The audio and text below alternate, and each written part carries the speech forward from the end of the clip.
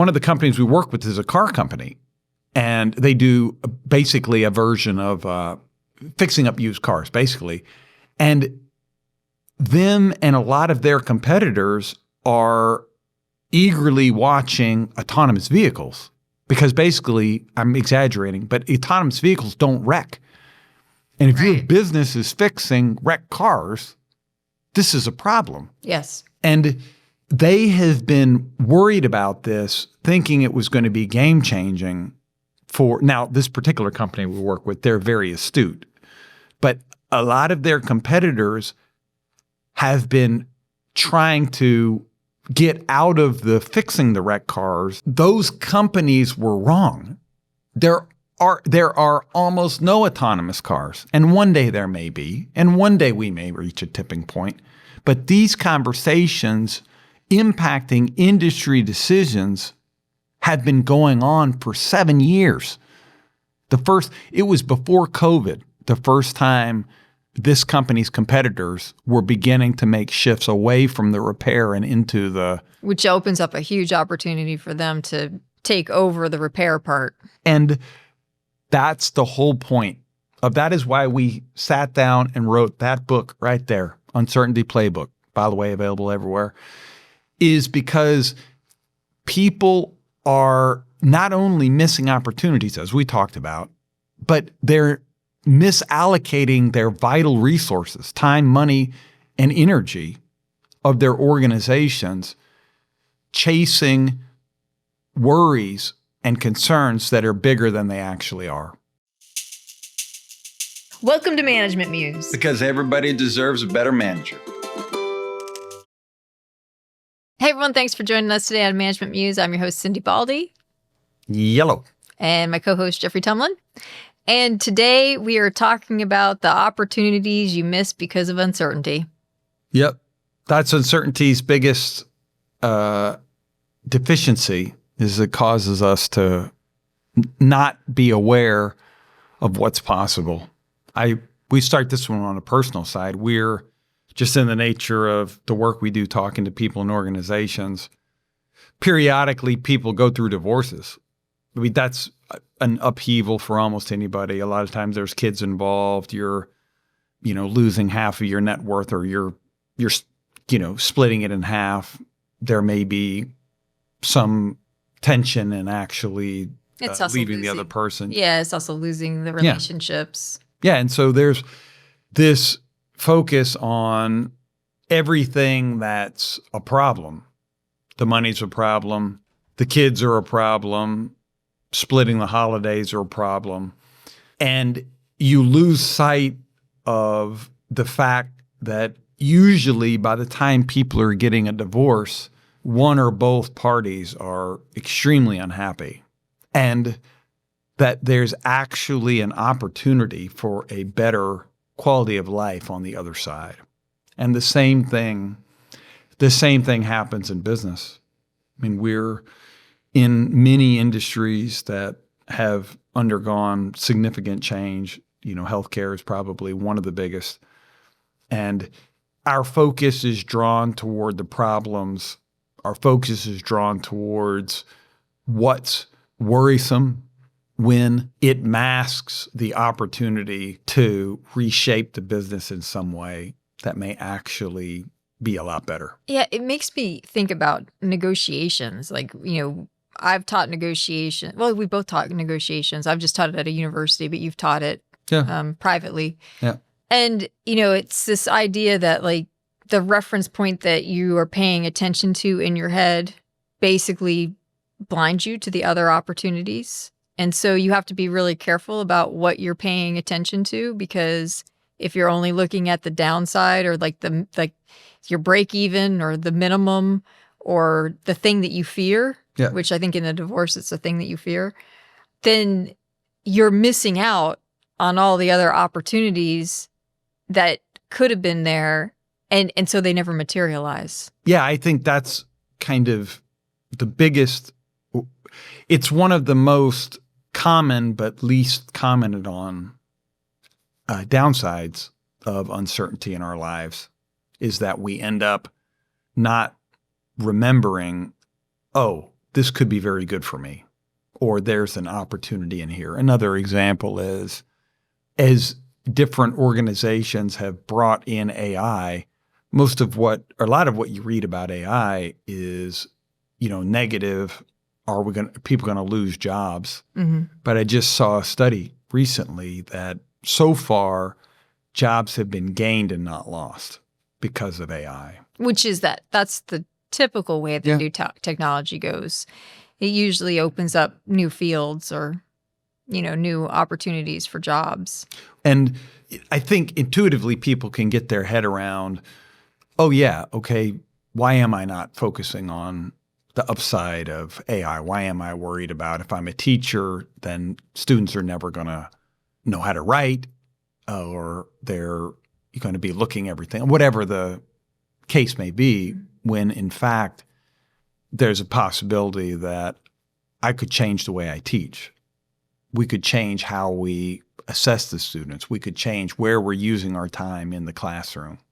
And that's lost on a lot of people as they feel as they're uncertain. Focused on fear. Yeah. And not saying that we shouldn't pay some attention to the fear and to the distortions and to the problems.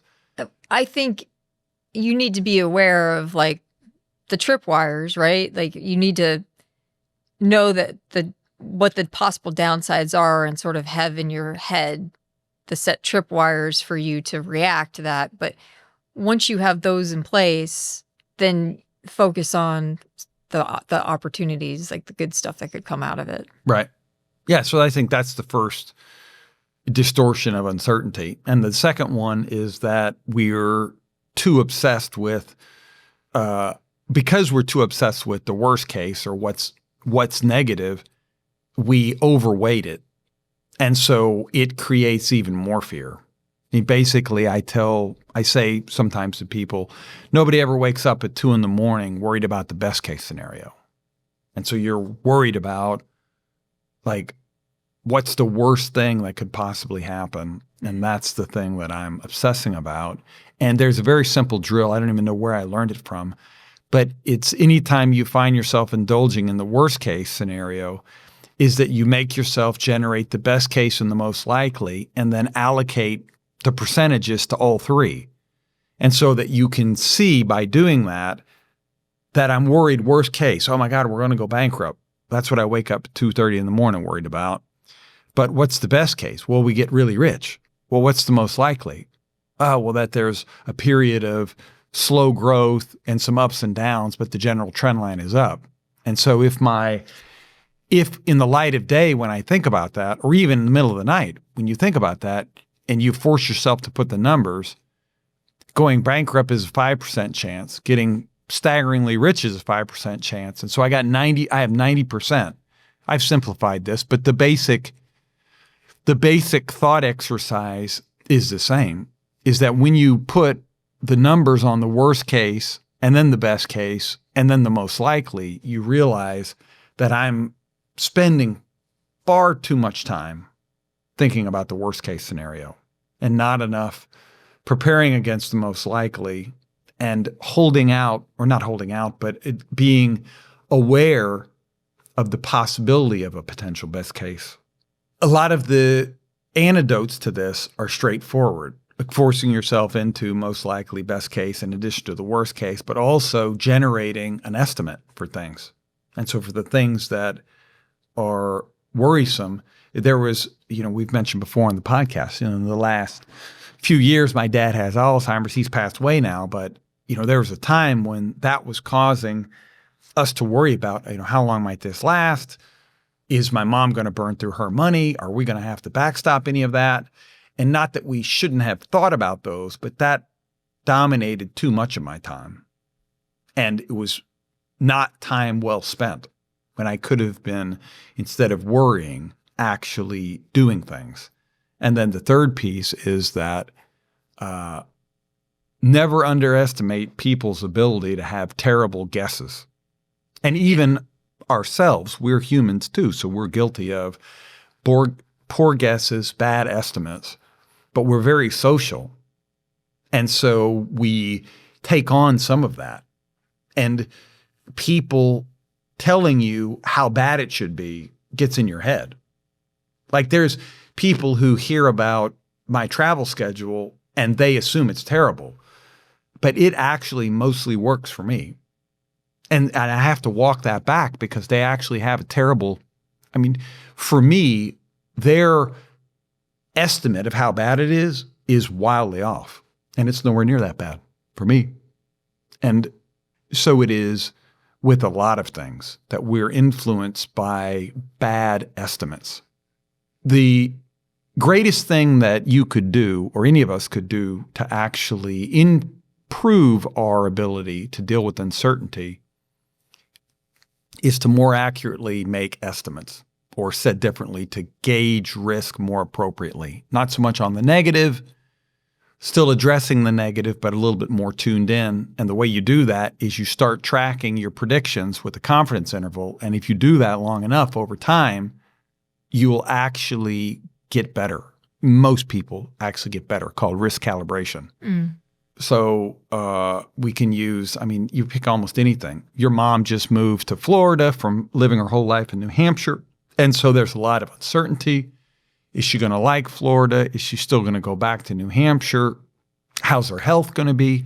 And so we can, instead of worrying about all this, she's going to go back to New Hampshire. We're going to lose the money on the place in Florida.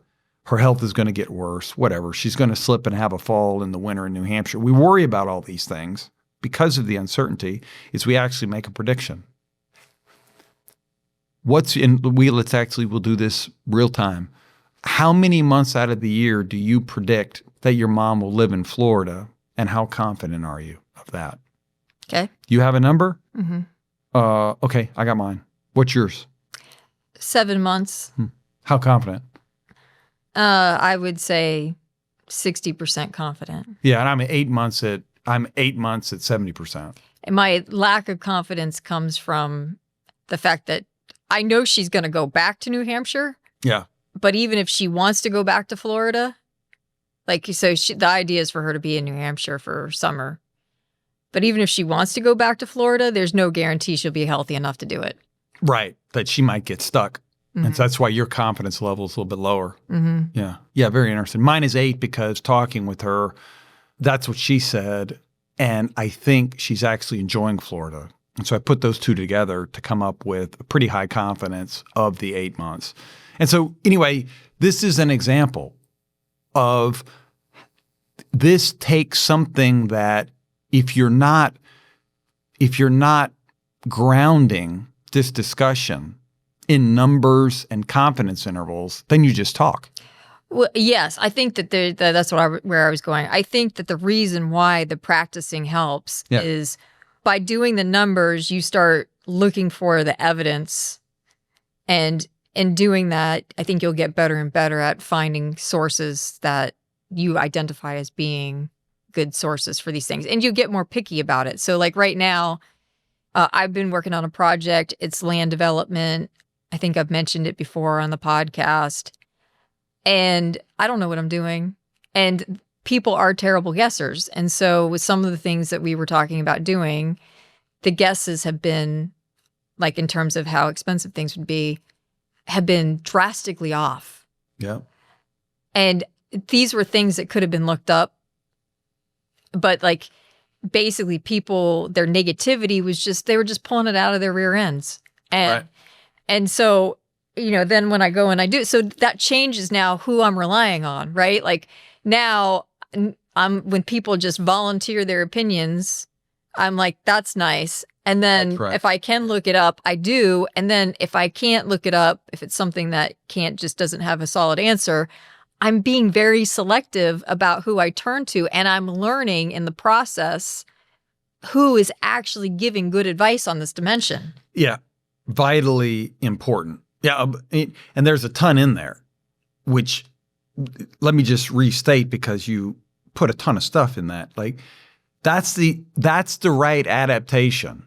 Is adaptation 1, people are saying things to me that are completely wrong, and we think they would know, you don't know anything about land development. I know I don't know anything. But you ask about, and I forget the exact example, but you ask about how long to do X, and somebody told you 8 months, and you got it done in 3 weeks.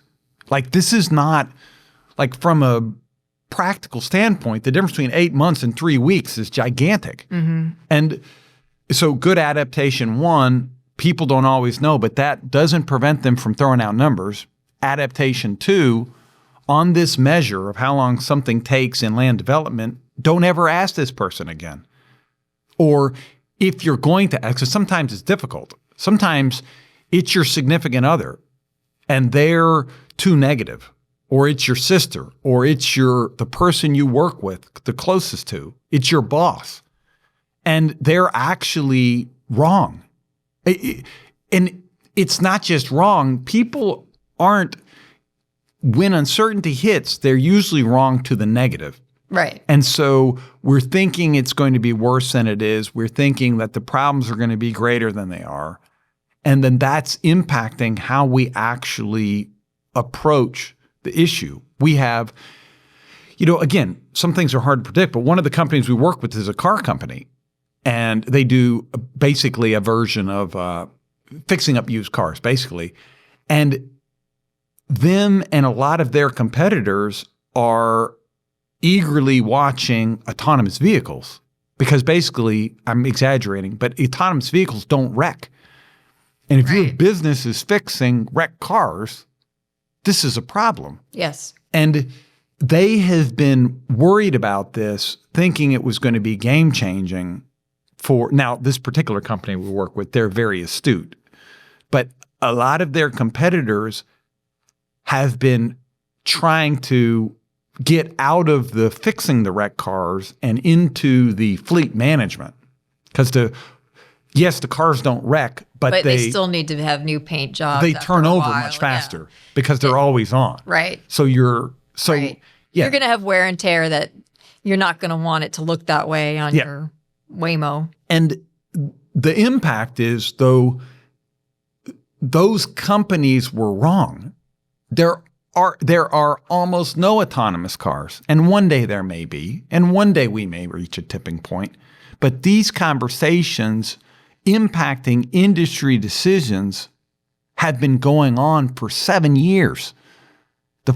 It was before COVID, the first time this company's competitors were beginning to make shifts away from the repair and into the... Which opens up a huge opportunity for them to take over the repair part. And that's the whole point of that is why we sat down and wrote that book right there, Uncertainty Playbook, by the way, available everywhere, is because people are not only missing opportunities, as we talked about, but they're misallocating their vital resources, time, money, and energy of their organizations, chasing worries and concerns that are bigger than they actually are. Whether that's a company chasing a wrong strategy because they're too concerned about a change that's coming, or whether that's us in our personal lives worried too much about something that's not actually going to happen. Let's talk about the breakdown of communication when it comes to uncertainty. So one of the challenges with uncertainty is that it increases defensiveness. And defensiveness is the bane of successful communication. So let's talk about for a second. I mean, because that's a big statement, right? So the reason why... Today is big statement day. The reason why it increases defensiveness is because uncertainty means you can't predict how to behave to be successful. Yep. And so you're automatically more defensive. This is why the primary job of a manager, in my estimation, is creating predictability. So that way your people know how to behave to get the rewards that they want. Yeah. And defensiveness, when it enters conversations, causes a fairly predictable pattern. The one person wants to have a conversation about something important. Hey, I think we're making a mistake with the way that we're approaching. And let's just start using some actual business examples because we see this all the time. We've had a lot of our clients change their compensation pay the way that they're paying their employees to be more incentive-based for the work they're actually doing. This is, I dare say, sweeping healthcare, where most providers of healthcare are now getting paid in part on how many people they see. And the challenge with that is that whenever you're changing payment and just in general rewards, you are going to have an impact on culture. Yeah, and it's destabilizing. It creates a gigantic amount of unpredictability, and it's easy to get wrong. But when people are, let's take just an example of, this is playing out in a number of places that we work. Right. I fielded a text message a few weeks ago, and it was somebody I've been coaching for years, and they were enraged that they were and they were like, if I'm getting paid less, I'm out the door. And I wrote back and I said, I'm 1,000% certain that you're not the person who has to worry about this, because you're a top performer and they're actually trying, I think, without having had a direct conversation with the people who made the decision, they're actually trying to get the disparity between providers fixed by doing this incentive system. So that way you're not sitting there on conversations with me, which we've had, talking about how you're carrying all the weight and these other people are still getting their fixed salary. Right. And that had that person come back and be like the next day, okay, you're probably right. Yeah, we've seen in the last 2 years, 5 different organizations.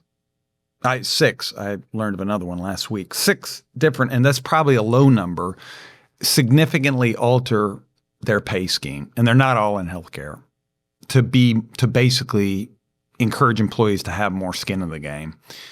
And in every case, even the employees who are going to make more money, it's nerve-wracking. And you lose a percentage of people who in the new system would actually make more money, but they can't handle the uncertainty. Right, because people will take a bad outcome that is certain over a possible good outcome that is uncertain. Yeah, kind of classic research. Which is really why that second piece where like you're assessing how sure you are of your prediction is actually important, because the more uncertain you are, the more likely you are to cave. Right. And quit and go take a different job, even though you love your colleagues, you love the work, the commute is good, and you're going to make more money. You'll go and take another job somewhere offering you a guaranteed salary because of the predictability and a certain amount of the stability that's embedded in that. I mean, at some point, if we want to tackle it, we can do a whole discussion on compensation. Here, we're just using it as it's a gigantic booster, or it's a destabilizer of organizations, amplifier of uncertainty, because your pay impacts your whole life. Like, we need money to pay for things. And when we talk to people who are in the middle of a pay change, just to use this as an example, they become very defensive. And that's on both sides. And so we sit in between employees having their pay messed with and the leaders actually doing this work, a lot of times as consultants. And the employees question the leaders. Like, simple question. Well, how much is y'all's pay changing too? And then the leaders become super defensive. And then they're like, well, we're already paid. We're already paid based on our performance, and like, it's already biting. And if we don't get this right, we're going to get fired. And the whole thing is already off the rails because of how easy it is in uncertainty for people to become defensive, which then triggers common pattern. One person gets defensive, the other person concludes, this is not a safe conversation, I'm going to back off and withhold, or fight, which is even worse, meaning verbally, or back off and withhold, which either one of those either escalates or causes frustration in the other person. Then they double down on, let me push a little harder. And it can be very hard to have a helpful, useful conversation. The things that people need, as you mentioned, the predictability, stability, the things that people need in uncertainty is an acknowledgement of, I get it. I understand why you feel this way. Here's what we actually know as it relates to the pay. Here's what's actually going to happen. And then you have to sit down with every person and line this whole thing out. And then you have to say, call me. You're going to have other questions. Like you basically, as a leader, have to prepare yourself for having a similar conversation with the same person probably 2 to 3 times to reduce their uncertainty enough. And to help build trust in what they've done. That's right. Because the truth is that like changing compensation is really difficult, and it's very likely that the change doesn't go as thought. And so, the leadership needs to, with any big change, you need to periodically check in and see if you're getting the outcome that you expected to get. We did a whole episode on this, rewarding for A and getting B, which is a famous article. But these things are so hard that the likelihood that you would just set it and go and be perfect just doesn't really happen in reality. Right. Or that you be able to have one conversation and we just do it. That's not how it works. I mean, if I can speak for both of us on this, our central advice when people are contemplating a pay change, and usually there's a very good reason for doing it.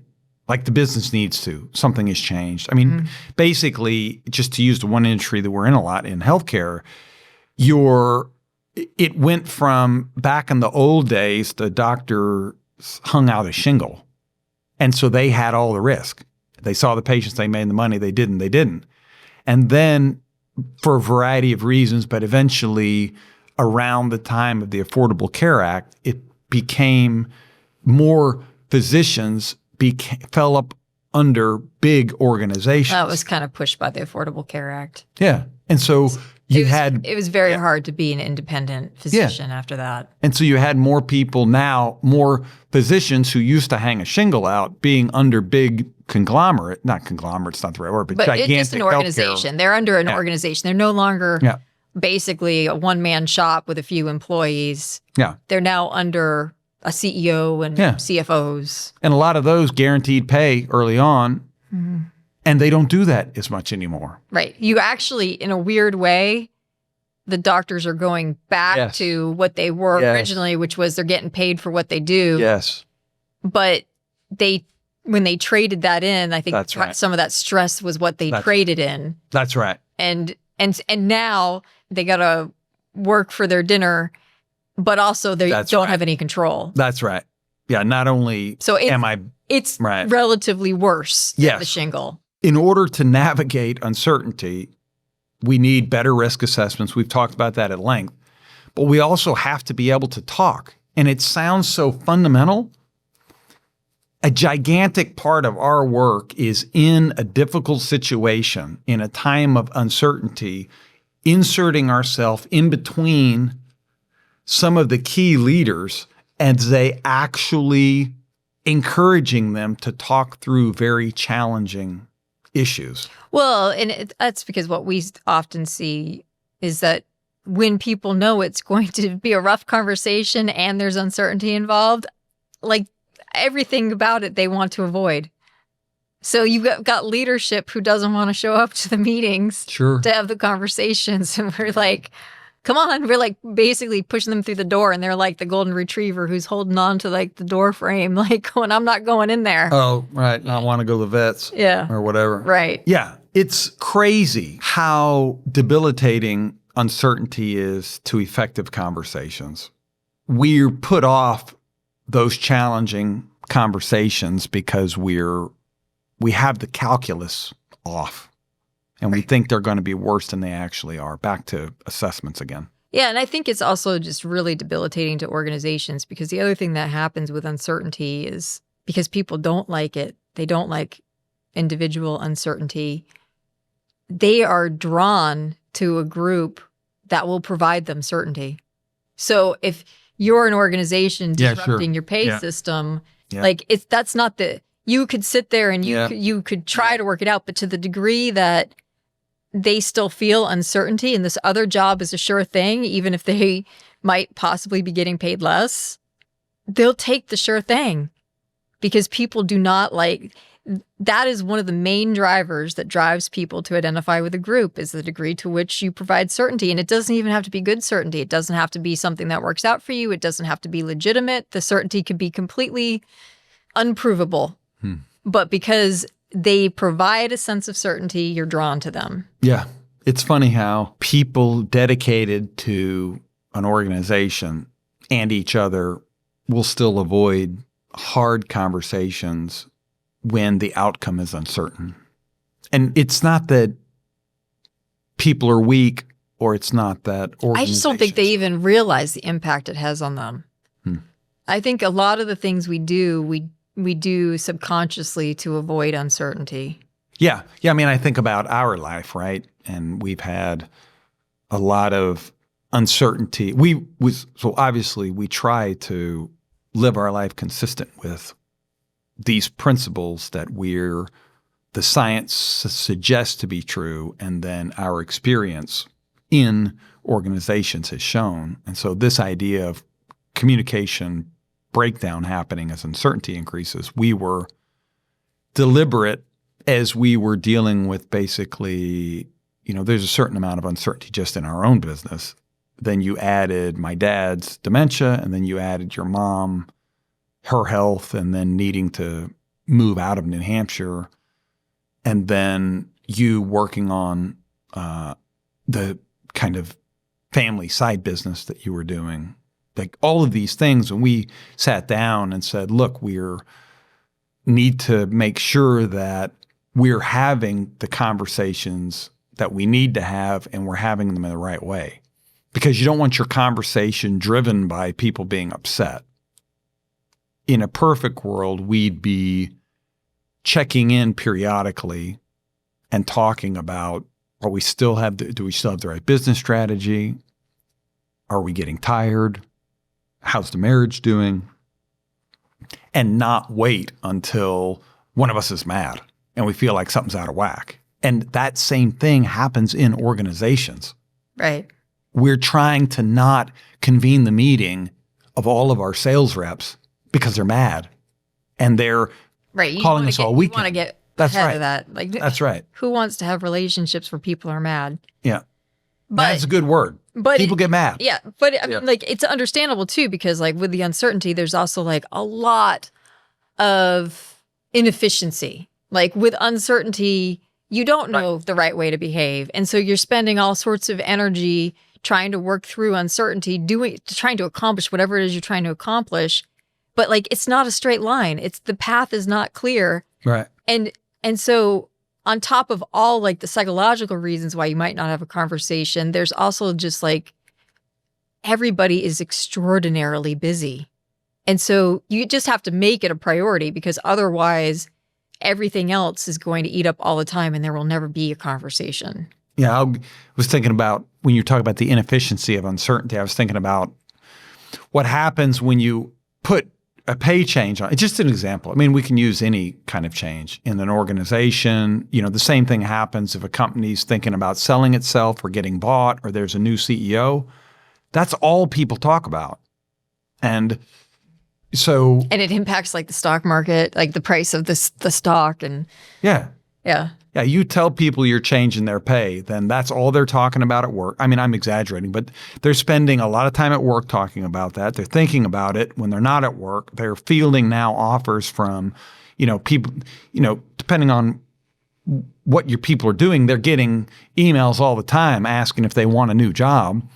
And so now they're going to start to entertain that. They're going to spend some time talking to a headhunter. And so all this is happening in the place of where they would have been working before. Mm-hmm. And that's a gigantic source of inefficiency that, if we can get ahead of some of it, can't get ahead of all of it. I mean, I think there's a statistic I read a couple of years ago about when a CEO leaves, a third of the senior leaders leave within the next 18 months.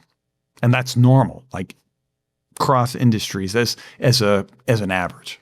And some of those people are leaving because of uncertainty. Some of them are leaving because they didn't get the job. Some of them are leaving because they stayed a couple years longer to go out with the boss. So there's a variety of reasons, but there's a percentage of people you're losing because they can't stand the uncertainty. And that is a completely normal reaction that causes an inefficiency in organizations. Yes, I agree with that. Yeah. What else? I think that's it. I think we're going to wrap up on that. Okay. All right. So if you've made it this far, you know what to do. You need to check whether or not you're subscribed. Yep.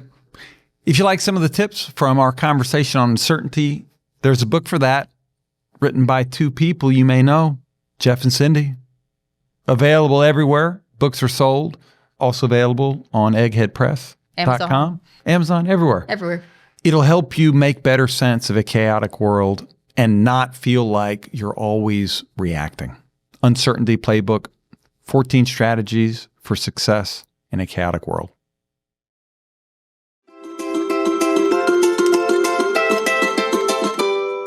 Thank you, everyone, for joining us today on Management Muse. We are a podcast/YouTube channel that we hope is entertaining and educational. If you are on YouTube, we would appreciate you subscribing and maybe leaving a comment and a like. If you are on any of the podcasts listening to this, we would appreciate stars, following, comments, all the good stuff. We want to say thank you to Sarah and Rebecca. And then just as a last minute reminder, we also want to mention that we are management and communication professionals working in the field, but also have degrees that back us in science. All that being said, we are talking in generalities on this podcast. We do not actually know your particular situation. So proceed with common sense and maybe a little bit of experimentation on your end. And we hope that you make the world a more beautiful place by making work a more enjoyable place. See you next time on Management Muse.